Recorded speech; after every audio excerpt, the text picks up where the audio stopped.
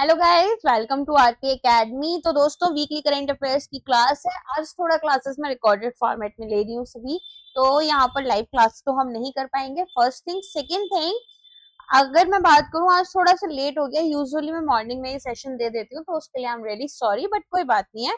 तो चलिए स्टार्ट करते हैं हमारे करंट अफेयर्स के साथ में। तो अब से हम यहाँ पर आपके लिए एमसीक्यूज लेकर आएंगे, और यहाँ पर जो आपके फाइनेंस या फिर बैंकिंग से रिलेटेड करंट अफेयर्स हैं वो आपको नहीं मिलेंगे। ठीक है, आपको यहाँ पर केवल और केवल नॉर्मल न्यूज वाले मिलेंगे।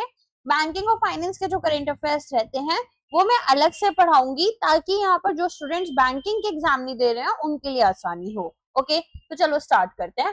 पहला क्वेश्चन है, who is the first Polish player to win Wimbledon title during the open era. तो यहाँ पर विंबलडन ओपन हुआ है। अब इसमें पूछ रहे हैं कि कौन है जो कि पहली पॉलिश प्लेयर बनी है। पॉलिश मतलब पोलैंड से है ये। ठीक है, तो आपको बताना है। पहला ऑप्शन है यहाँ पर Amanda Anisimova, Serena Williams, Iga Swiatek and Steffi Graf, इसके अलावा वीनस विलियम्स। तो आपको पता है यहाँ पर दो लोग तो ऑप्शन ऐसे भी आपके कट जाएंगे।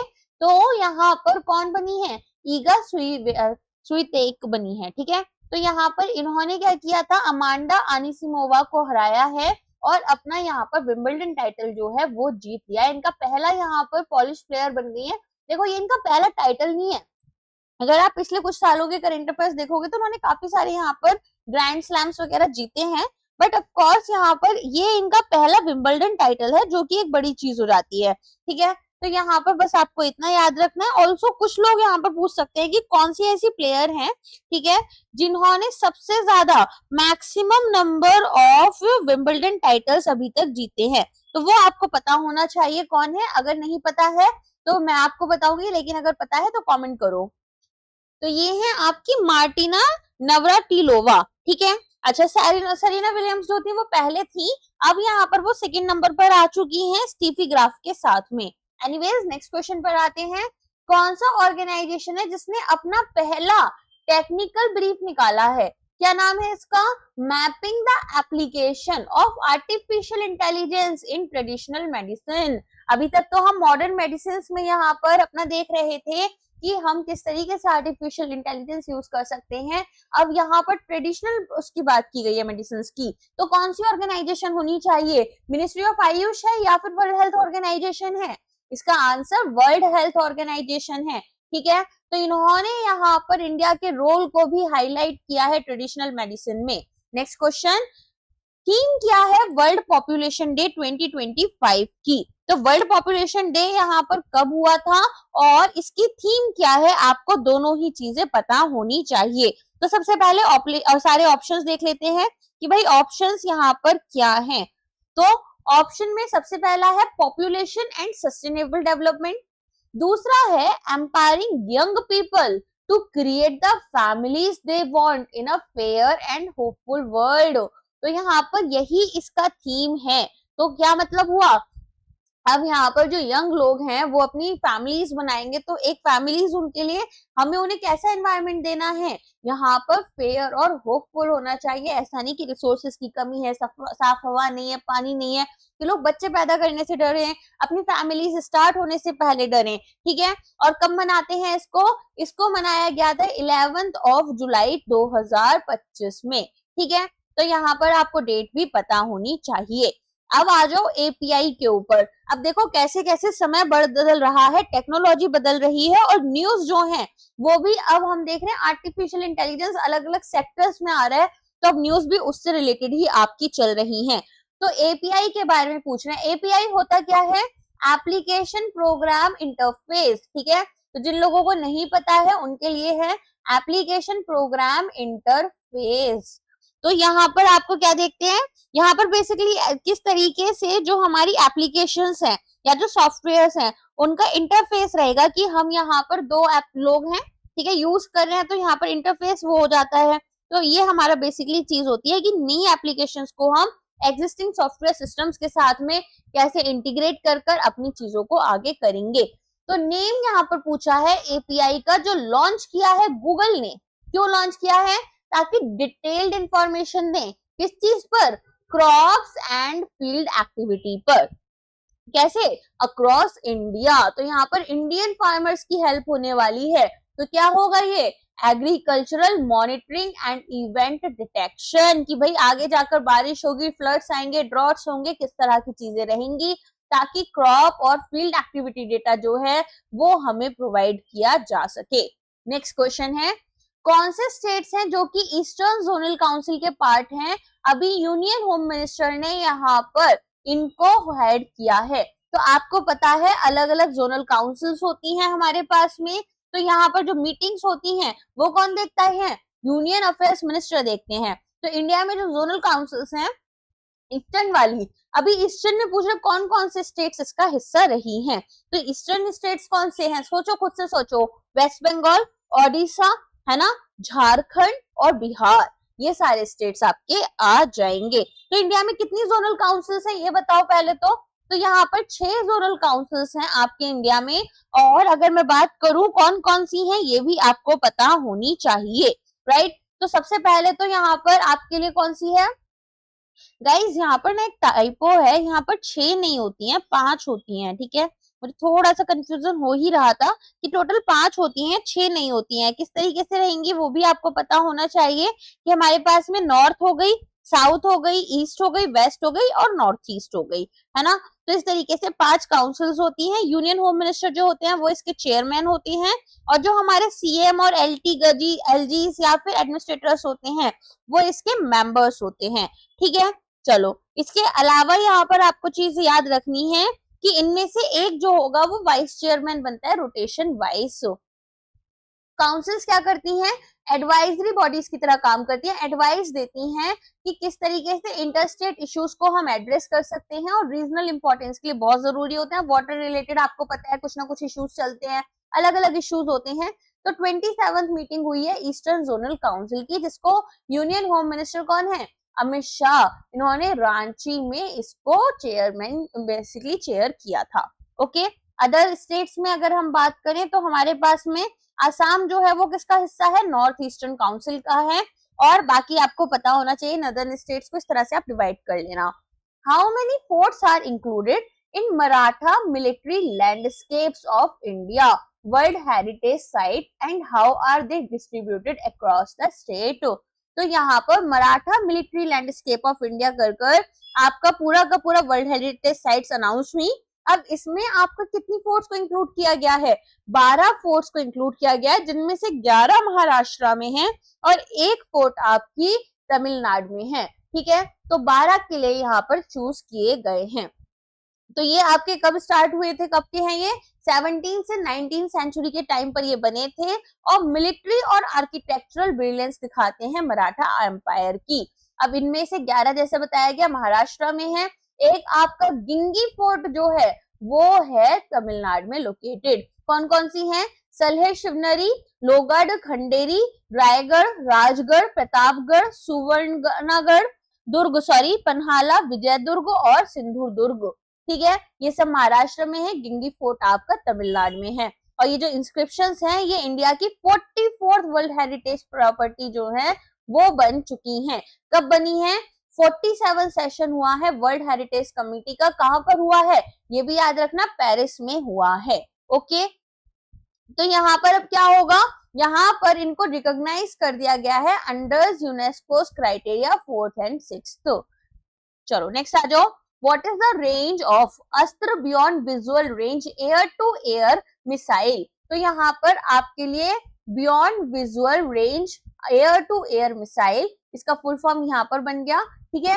ये टेस्ट किसने की है, डीआरडीओ ने और इंडियन एयर फोर्स ने। तो पूछ रहे इसका रेंज कितना है, तो आपको ये पता होना चाहिए किसने इसको बनाया है, टेस्टिंग किस किसने की है, एयर टू एयर है या फिर सरफेस टू एयर है, कैसी है वो भी आपको पता होनी चाहिए, ठीक है। तो यहाँ पर इसका जो आपका रेंज है वो है मोर देन 100 किलोमीटर।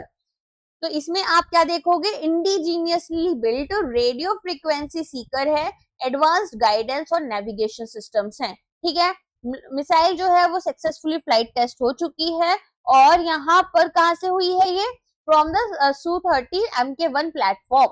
इसके अलावा यहाँ पर ओडिशा के कोस्ट पर ये हुई है। नेक्स्ट आ जाओ, what are the 3 pillars of Sanchar Mitra scheme, अभी नई स्कीम लॉन्च की गई है बाय डिपार्टमेंट ऑफ टेलीकम्युनिकेशन। इसके 3 पिलर्स यहाँ पर आपसे पूछ रहे हैं कि कौन से रहेंगे। तो अगर हम बात करें संचार, है ना, कम्युनिकेशन, टेलीकम्युनिकेशन किसमें काम आती है? टेलीकम्युनिकेशन काम आती है आपको अपने लोगों से कनेक्ट करने में, है ना। तो यहाँ पर कनेक्ट हो गया। इसके अलावा और क्या होगी? एजुकेट करना है और इनोवेट करना है, ठीक है। तो इस तरीके से हमारे पास क्या बन जाती है? संचार मित्र स्कीम बन जाती है, जो डिपार्टमेंट ऑफ टेलीकम्युनिकेशन का एक इनिशिएटिव है, ताकि जो यूनिवर्सिटी स्टूडेंट्स हैं, ठीक है, उनको बोला गया है कि आप यहाँ पर वॉलंटियर करो और जो कम्युनिकेशन गैप आ रहा है डिपार्टमेंट ऑफ टेलीकम्युनिकेशन और सिटीजन्स के बीच में, इसे हमें खत्म करना होगा, राइट। तो यहाँ पर आपको याद रखना है इसके बारे में जो बेसिक इंफॉर्मेशन है, ताकि एग्जाम में आने वाली चीजें आपको पता रहें। ये याद रखना, यूनिवर्सिटी स्टूडेंट्स को यहाँ पर वॉलंटियर्स बनाने की बात की गई है। और पब्लिक अवेयरनेस को हम एक्सपेंड करना चाहते हैं, यहाँ पर एक सिक्योर, रिस्पॉन्सिबल और इंक्लूसिव टेलीकॉम यूसेज की तरफ जाना चाहते हैं। नेक्स्ट बात करते हैं, which of the following is not a category under the Muthoot finance corporation. तो यहाँ पर मुथूट फाइनेंस कॉर्पोरेशन ने अपने स्पार्क अवार्ड्स निकाले, जिसमें से एक कैटेगरी नहीं है।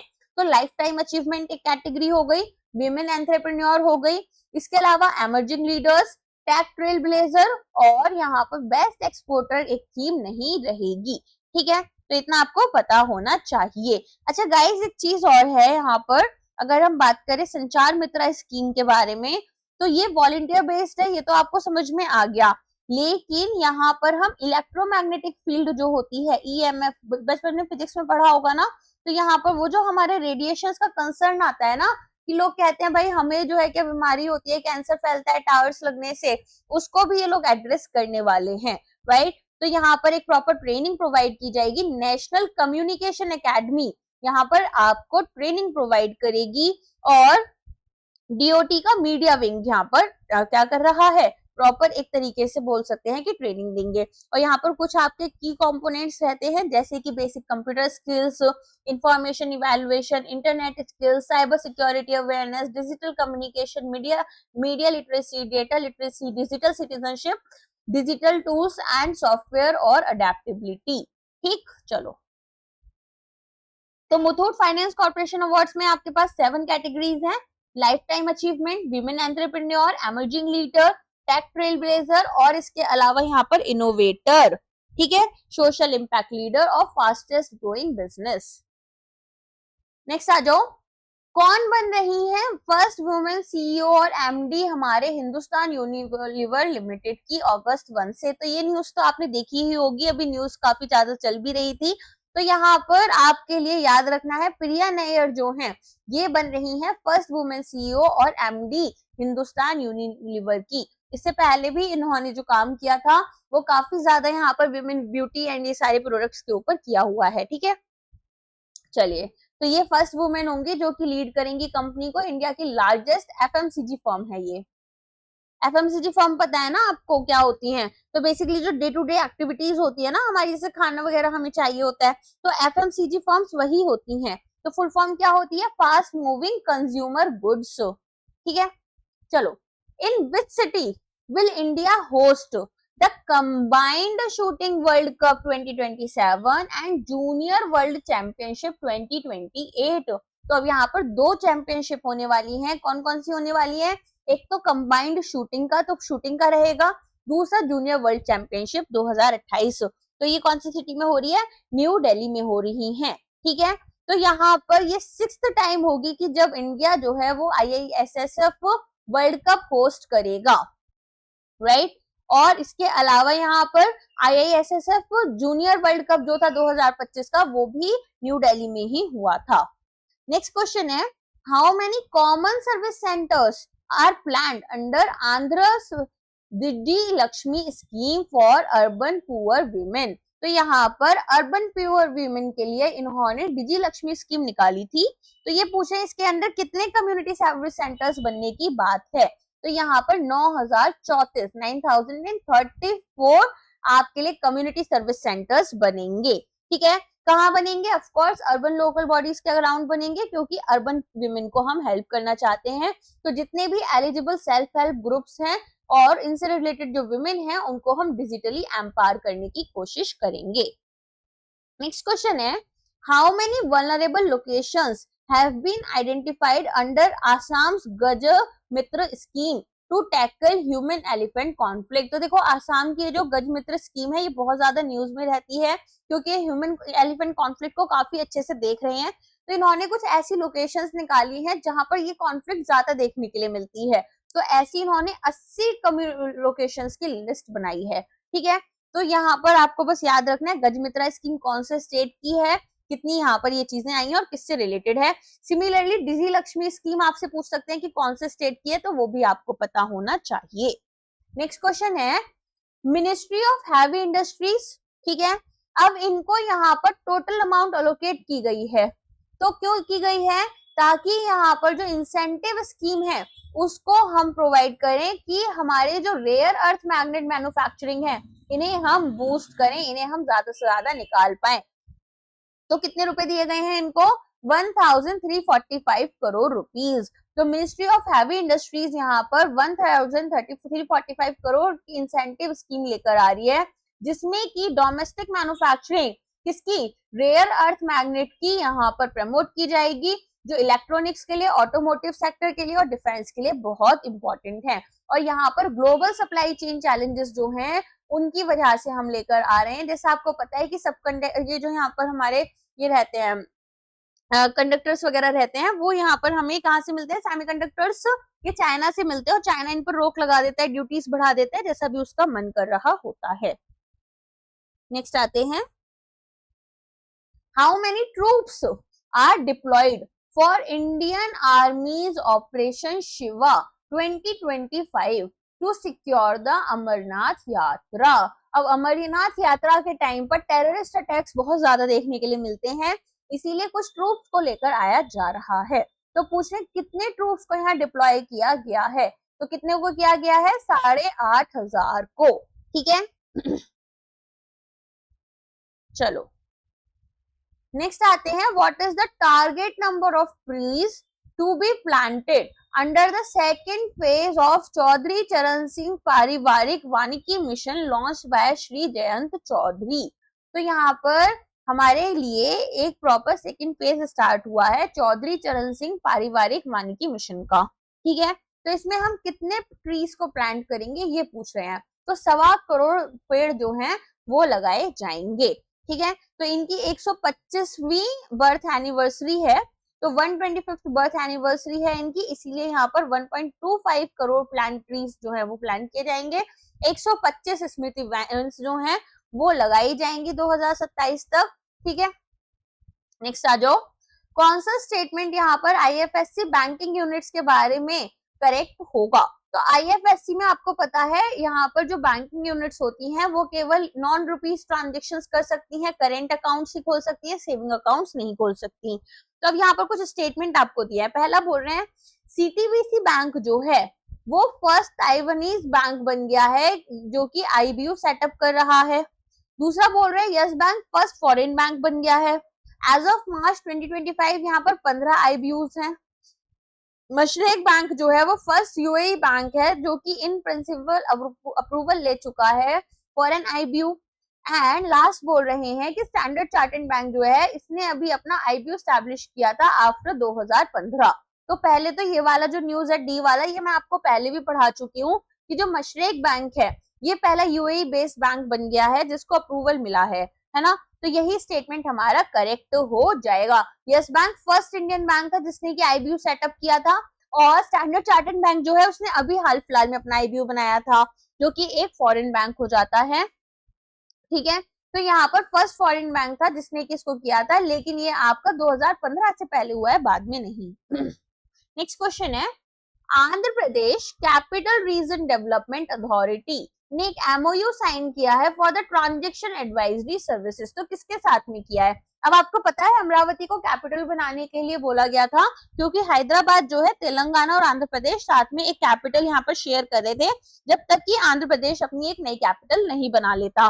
अब कौन सा इंस्टीट्यूशन है जो यहाँ पर फाइनेंशियल इंस्टीट्यूट की तरह काम करता है, डेवलपमेंट फाइनेंशियल इंस्टीट्यूट की तरह, तो वो है आपका नफेड। तो नफेड ही यहाँ पर पैसा भी दे रहा होगा, ठीक है। तो यहाँ पर एक डेवलपमेंट फाइनेंस इंस्टीट्यूशन है जो कि कैटेलाइज करता है इन्वेस्टमेंट इन इंफ्रास्ट्रक्चर, इंफ्रास्ट्रक्चर में जो भी इन्वेस्टमेंट चाहिए, और यहाँ पर फाइनेंसिंग और एडवाइजरी सर्विसेज को इनोवेट करता है, ठीक है, लाता है, आगे बढ़ाता है। चलो, which boxer did Sakshi Chaudhary defeat to win the gold medal in women's 54 kg category at World Boxing Cup 2025? क्या क्या पता चला कि साक्षी चौधरी जो है उन्होंने वर्ल्ड बॉक्सिंग कप जीता है, कौन सी कैटेगरी में, 54 केजी कैटेगरी में।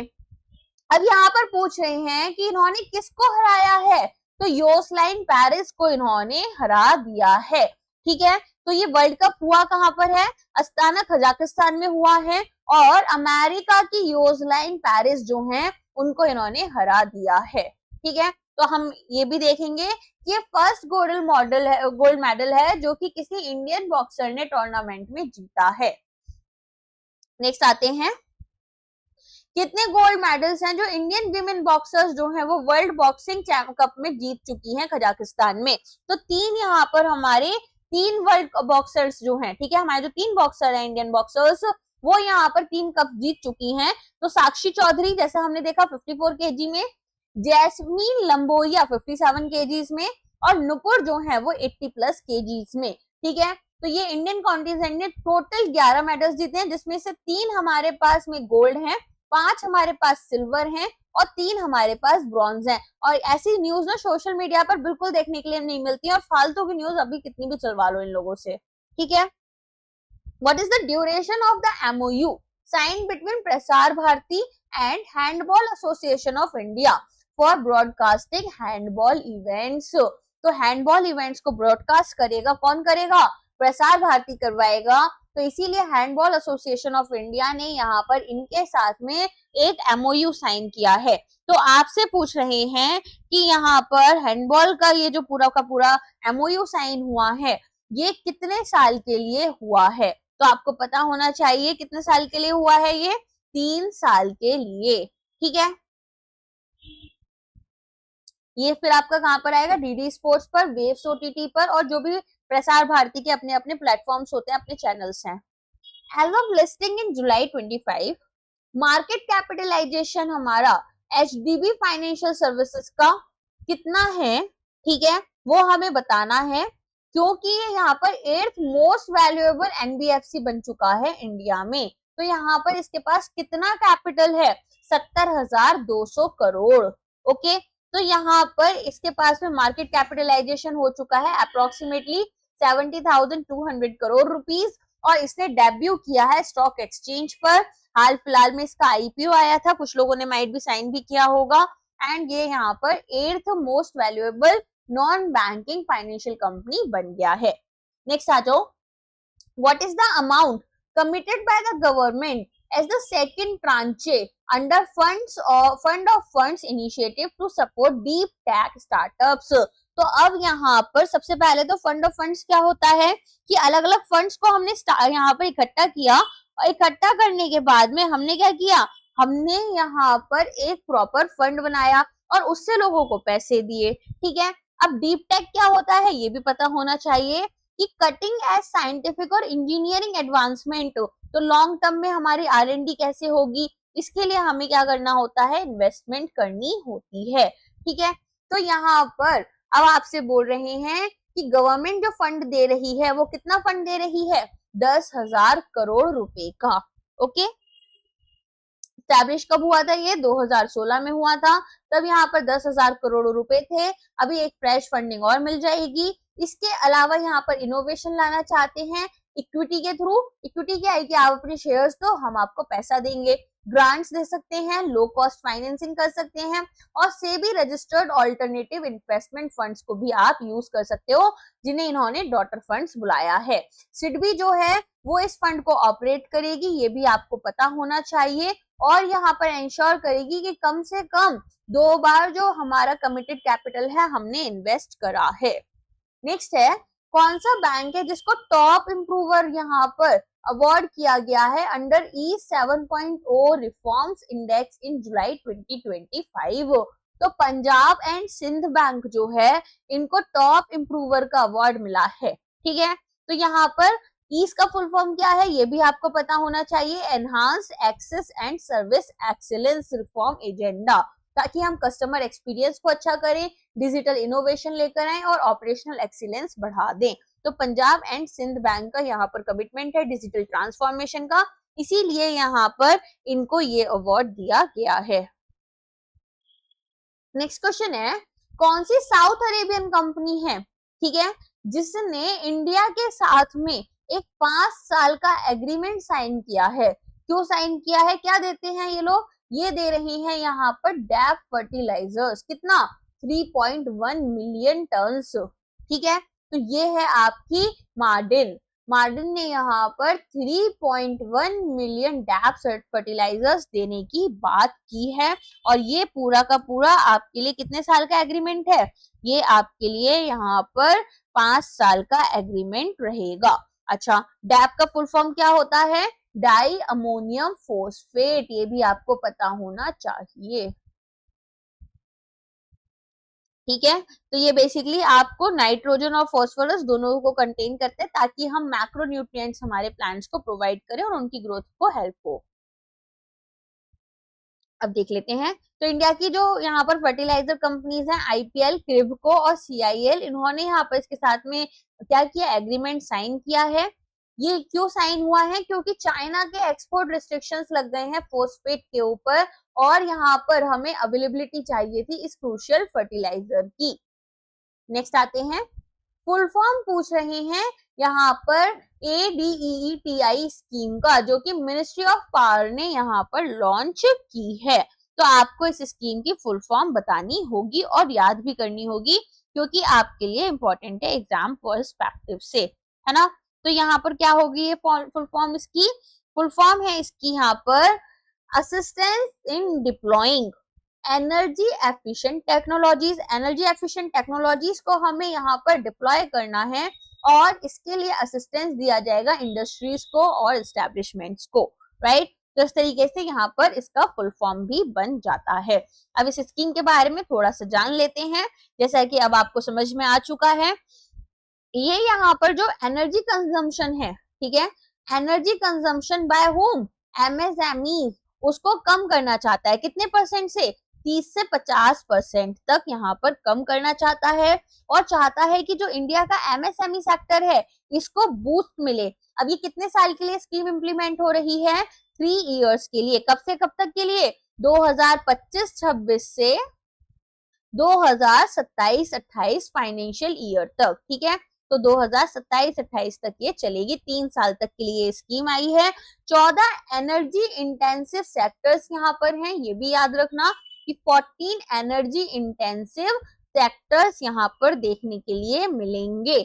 इसके अलावा यहाँ पर इंटरेस्ट सबवेंशन मिल रहा है 5% का माइक्रो और स्मॉल इंडस्ट्रीज के लिए, ठीक है, और मीडियम एंटरप्राइजेस जो हैं इनको मिलेगा 3% का इंटरेस्ट सबवेंशन।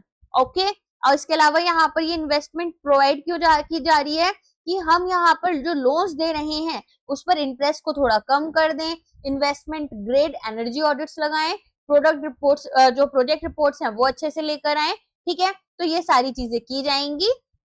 इसमें हेल्प कौन कर रहा है, ब्यूरो ऑफ एनर्जी एफिशिएंसी। ठीक है, चलो नेक्स्ट आ जाओ। टोटल बजटरी आउटले यहाँ पर कितना होगा ये भी पूछा गया है।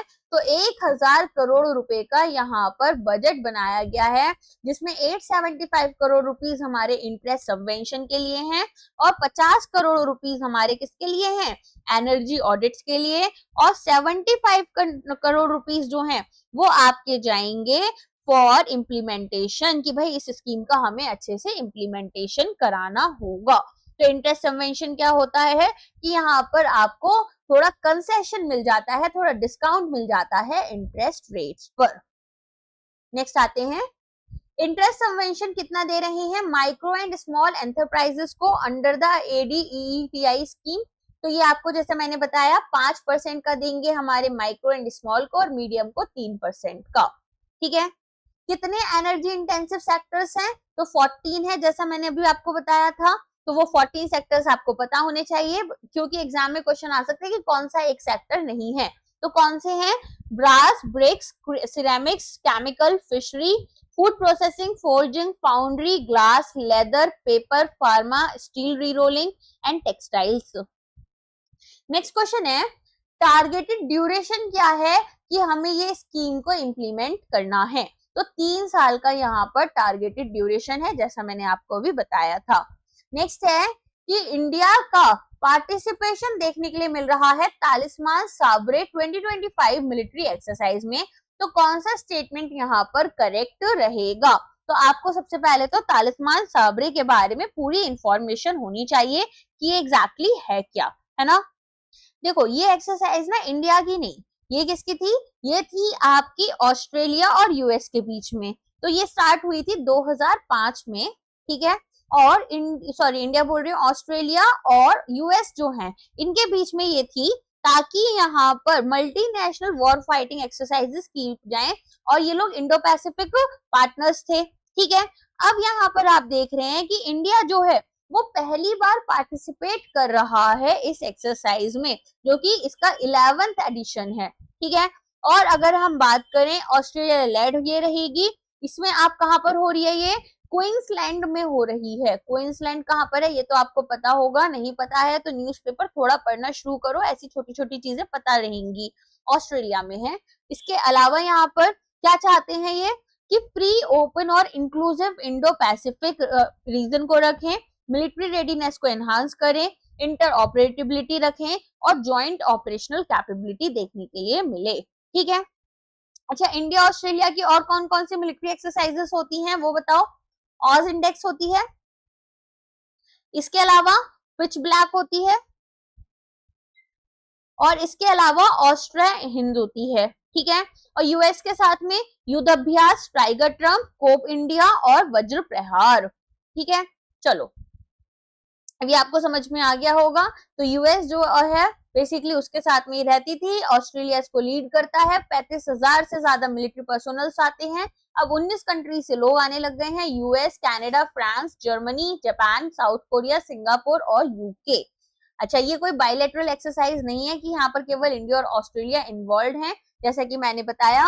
और पार्टिसिपेशन जो है पापुआ न्यू गिनिया का, वो भी पहली बार हो रहा है, ठीक है ना, जो कि ऑस्ट्रेलिया के बाहर आप देख रहे हैं, ठीक है। तो इतना आपको याद होना चाहिए। नेक्स्ट आ जाओ, India has recently achieved what milestone in its energy transition journey. अब यहाँ पर इंडिया ने देखा है कि भाई जो हमारी इंस्टॉल्ड इलेक्ट्रिसिटी कैपेसिटी है वो 50% non fuel fossil fuel sources से आ रही है, ठीक है।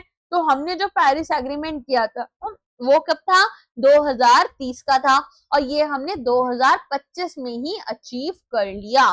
तो इंडिया जो है अब इसने एक सिग्निफिकेंट माइलस्टोन अचीव किया है कि 50% इसकी installed electricity capacity non fossil fuel sources से आ रही है, जैसे सोलार, विंड, हाइड्रो और न्यूक्लियर, ठीक है, जो कि यहाँ पर नेशनली डिटरमिन्ड कंट्रीब्यूशन से भी काफी आगे चल रहे हैं। और ऐसा क्यों हुआ है? पीएम कुसुम, पीएम सूर्य घर मुफ्त बिजली योजना और national wind solar hybrid policy की वजह से।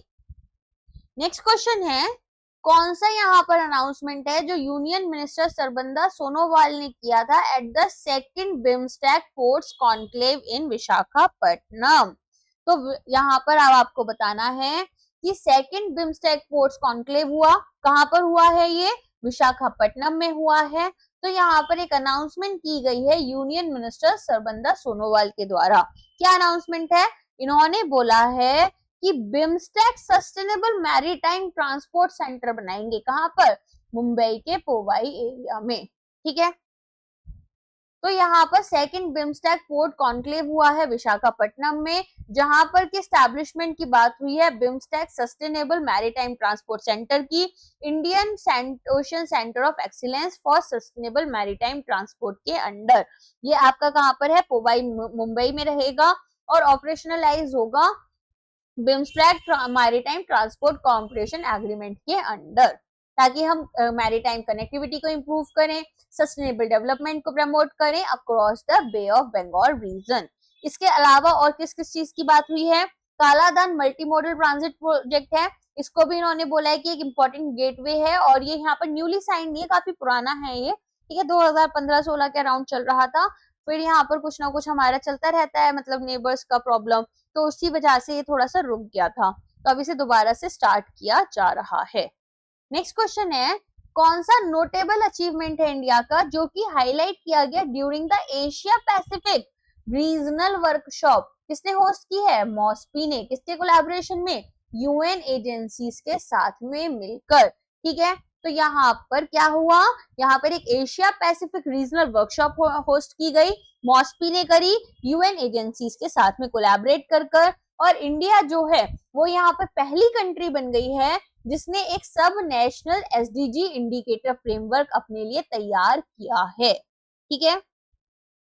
तो यहाँ पर Asia Pacific regional workshop hold हुई थी 14 से 16 जुलाई में, जिसमें इंडिया के जो ministry of stats and programme implementation है, इन्होंने ये UN stats institution for Asia and Pacific के साथ में और यूएन स्टैटिस्टिक डिवीजन के साथ में इसको होस्ट किया था, और यहाँ पर अलग अलग यहाँ पर स्टैटिस्टिशियंस जो हैं वो आपको देखने के लिए मिले। एंड इसके अलावा बात की गई कि हमें नेशनल स्टैटिस्टिकल ऑफिसर्स जो हैं इनकी कैपेसिटी को यहाँ पर एनहांस करना होगा, और पहली कंट्री बन गए हैं एक सब national sustainable development goals indicator framework को डेवलप करने वाले। नेक्स्ट आते हैं, कौन सा सिग्निफिकेंट माइलस्टोन है जो कि सस्टेनेबल डेवलपमेंट गोल्स जो इंडिया ने अचीव किए हैं उससे रिलेटेड है, as highlighted during Asia Pacific regional workshop, किसने होस्ट की है, मॉस्पी एंड यूएन एजेंसीज ने, जैसा हमने देखा। तो ये तो हमने अभी समझ ही लिया था कि यहाँ पर हमने एक सब नेशनल एसडीजी फ्रेमवर्क अपना बना लिया है। एसडीजी का फुल फॉर्म क्या होता है, सस्टेनेबल डेवलपमेंट गोल्स, ठीक है। नेक्स्ट आ जाओ, कौन सा क्लब है जिसने पहला, ठीक है, फीफा क्लब वर्ल्ड कप 2025 में जीता है और पेरिस सेंट जर्मन को 3-0 से हराया है फाइनल में, तो ये है आपका चेल्सी एफसी, ठीक है। तो चेल्सी फैन क्लब, ये आपके बेसिकली फैन क्लब्स होते हैं जिनके अपने छोटे मैचेस चलते रहते हैं, तो यहाँ पर इन्होंने चेल्सी फैन क्लब जो है इन्होंने यहाँ पर हिस्ट्री बना दी है, inaugural FIFA club world cup जो है वो जीता इन्होंने, और आप देख सकते हैं पेरिस सेंट जर्मन को हरा दिया इन्होंने यहाँ पर। इसके अलावा कोई खास ऐसा नहीं है, इसके अलावा यहाँ पर चलो, फर्स्ट इटालियन मैन कौन बने हैं जिन्होंने विंबलडन सिंगल टाइटल्स जीता है 2025 में, तो इस बार दोनों ही अलग अलग, एक पॉलिश से आ गए और एक यहाँ पर इटालियन हो गए। तो पॉलिश वाली आपको याद है ना, हमने पहली ही न्यूज पढ़ी थी यहाँ पर ईगा स्टर्वेक की, और दूसरे कौन है यहाँ पर, मैन में कौन आ गए, मैन में आ गए आपके जैनिक सिनर, ठीक है। तो ये इटली से हैं, ऑफ कोर्स इटालियन है, तो इन्होंने भी हिस्ट्री बना दी है, और 2025 का मैन सिंगल फाइनल इन्होंने जीत लिया है। किसको हराया इन्होंने, ये भी इंपॉर्टेंट है, कार्लोस अल्काराज को हराया है, ठीक है। इसके अलावा यहाँ पर इनके पास में अब 4 ग्रैंड स्लैम टाइटल हो चुके हैं, इससे पहले ऑस्ट्रेलियन ओपन भी इन्होंने जीता था और यूएस ओपन जीता है 2024 में। विंबलडन जो है वो ही यहाँ पर एक बचा हुआ था जो कि ग्रास पर खेला जाता है, बाकी सब कोर्ट्स में खेले जाते हैं, ये घास पर खेला जाता है, और third grand slam event of the year है। नेक्स्ट आ जाओ, किसको अपॉइंट किया गया है as the new MD and CEO of Gujarat International Finance Tax City Company Limited. तो गिफ्ट सिटी को लिमिटेड का यहाँ पर नया एमडी और सीईओ कौन बना है, संजय कौल बने हैं। संजय कौल कौन है, केरला कैडर के आईएएस ऑफिसर हैं जो नए एमडी और सीईओ बन गए हैं, ठीक है। What is the primary purpose of NABARD's newly launch Nivaran system. तो यहाँ पर जो न्यूली लॉन्च निवारण सिस्टम है उसका प्राइमरी पर्पस आपसे पूछा जा रहा है कि इसका प्राइमरी पर्पस क्या रहेगा। तो नबार्ड का न्यूली लॉन्च निवारण सिस्टम है जिसमें आप देख सकते हैं कि इन्होंने 24/7 डिजिटल ग्रीवांस रिड्रेसल प्रोवाइड किया है रूरल कोऑपरेटिव बैंक्स के लिए। तो अभी इसके ऊपर हम 2 से 3 क्वेश्चंस के थ्रू पूरा न्यूज कवर करेंगे। तो निवारण एक इंटरनल ग्रीवांस रिड्रेसल सिस्टम है कि भाई कोई परेशानी है तो यहाँ पर आप इंटरनली इसके थ्रू अपनी जो भी प्रॉब्लम है उसे एड्रेस करवाओगे, अपनी एड्रेस के प्रॉब्लम के बारे में बताओगे। तो ये यहाँ पर आपको round the clock digital access दे रहा है ताकि कंप्लेंट रेजोल्यूशन हो और गवर्नेंस जो है बैंक्स में उसे इम्प्रूव किया जाए। फिर पूछे कौन सा इनिशिएटिव है जो नाबार्ड ने यहाँ पर लॉन्च किया है ताकि यूनिफाई करे रूरल टेक स्टार्टअप इकोसिस्टम को। तो रूरल टेक को लैब कर इन्होंने एक इनिशिएटिव स्टार्ट किया है जो कि एक यूनिफाइड डिजिटल पोर्टल है। नाबार्ड ने इसको लॉन्च किया है ताकि जितने भी फिनटेक्स, एग्रीटेक्स और डिजिटल कैपेबिलिटी पार्टनर्स हैं वो साथ में आकर रूरल टेक स्टार्टअप इकोसिस्टम पर काम करें और इनोवेशन को बढ़ाएं। देखो कोलैब्स वगैरह ये सब क्या होते हैं, ये सब यहाँ पर अलग अलग स्टार्टअप्स वगैरह होंगे जो साथ में मिलकर काम करते हैं और चीजें लेकर आते हैं, ठीक है। Where did NABARD inaugurate its new sub office as a part of its outreach to remote regions। तो अब न्यू ऑफिस खोला गया है नाबार्ड का, जो लोग नाबार्ड की एग्जाम देने वाले हैं उनके लिए अच्छा है ये। तो लेह लद्दाख में ये खोला गया है ताकि यहाँ पर अपनी प्रेजेंस को बढ़ाएं रिमोट और डिफिकल्ट एरियाज में स्पेशली। नेक्स्ट है कौन सा लाइवलीहुड इनिशिएटिव है जो कि नाबार्ड ने लॉन्च किया है। क्यों लॉन्च किया है? अल्ट्रा पुअर रूरल हाउसहोल्ड्स जो हैं उनको असिस्ट करने के लिए in transitioning to formal economic activity. तो यहाँ पर हमें ट्रांजिशन करना है किसमें? फॉर्मल इकोनॉमिक एक्टिविटी में। अभी तक तो हमारी सब चीजें चल रही थी लेकिन अभी जो है क्या वो आपको देखना है। तो यहाँ पर आपके लिए है graduated rural income generation programme. GRIP programme है जो कि एक लाइवलीहुड इनिशिएटिव है बाय नाबार्ड जो कि हेल्प करेगा अल्ट्रा पुअर रूरल हाउसहोल्ड्स को कि वो मूव करें इनटू फॉर्मल इकोनॉमिक एक्टिविटीज और अपनी इनकम को सस्टेनेबली बढ़ा लें, ठीक है। इसी के साथ में हमारे इस हफ्ते की जो न्यूज है वो खत्म होती है। फाइनेंस करंट अफेयर्स में अलग से लेकर आऊंगी जो मैं आपको कल या परसों में कवर करा दूंगी। इसके अलावा अगर लेक्चर पसंद आया तो लाइक करना, शेयर करना और चैनल को सब्सक्राइब करना नहीं भूलें। इसके अलावा गाइज यहाँ पर हम आपको करंट अफेयर्स मैगजीन्स उसके अकॉर्डिंग 150 MCQs एंड साथ में यहाँ पर डिस्क्रिप्टिव राइटिंग प्रैक्टिस प्रोवाइड करते हैं बैंकिंग और रेगुलेटरी बॉडीज एग्जाम के लिए, जो कि एक ऑल्टरनेटिव डे प्रैक्टिस भी आपके लिए रहती है। तो वो भी आप हमारे साथ ज्वाइन कर सकते हैं, ठीक है। अच्छा, आई होप ये लेक्चर आपको पसंद आया होगा। अगर पसंद आया है तो कमेंट सेक्शन में डू लेट मी नो। इसके अलावा टेलीग्राम ग्रुप का हमने लिंक और चैनल का लिंक आपको डिस्क्रिप्शन बॉक्स में दिया है, उसे फॉलो करना ना भूलें। अब मिलते हैं हमारी नेक्स्ट क्लास में। Thank you.